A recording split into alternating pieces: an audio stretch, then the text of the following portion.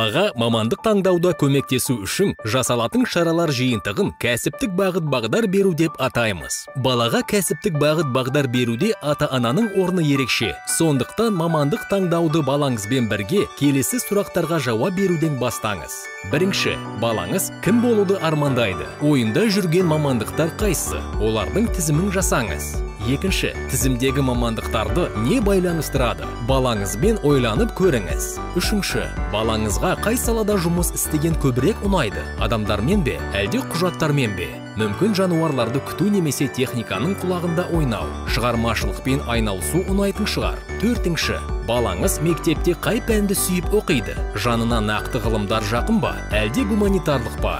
Бесінші, балаңызға ұнайтын салада қай мамандыққа сұраныс жоғары? Бәсекеге қабілетті болу үшін балаңызға қандай қабілеттер қажет?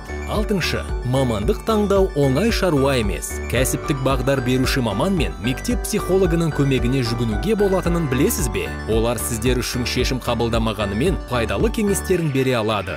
Болашақта қай саладағы мамандарға сұраныс өте жоғары болады? Мамандардың болжауынша 21 ғасырда ақпараттық технологиялар, IT, медицина, ғарыш, робототехника және машина құрастыру, әлеуметтік саладағы мамандықтарға сұраныс жоғары болады.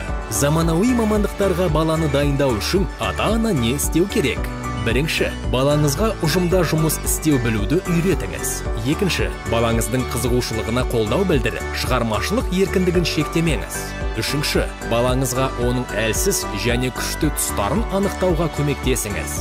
Балаға болашақта қандай дағдылар қажет болады? Сарапшылардың пікірінше, жобалар жасай білу машықтары, топтық жұмыс істей алу, түрлі жағдайларға тез бейімделу, үлкен көлемді ақпаратты өңдей алу дағдысы еңбек нарығында үлкен маңызға ие болады. Ең бастысы, ата-ананың міндеті балаға мамандық таңдау емес, дұрыс кәсіптік бағыт-бағдар беру екенін ұмытпаңыз.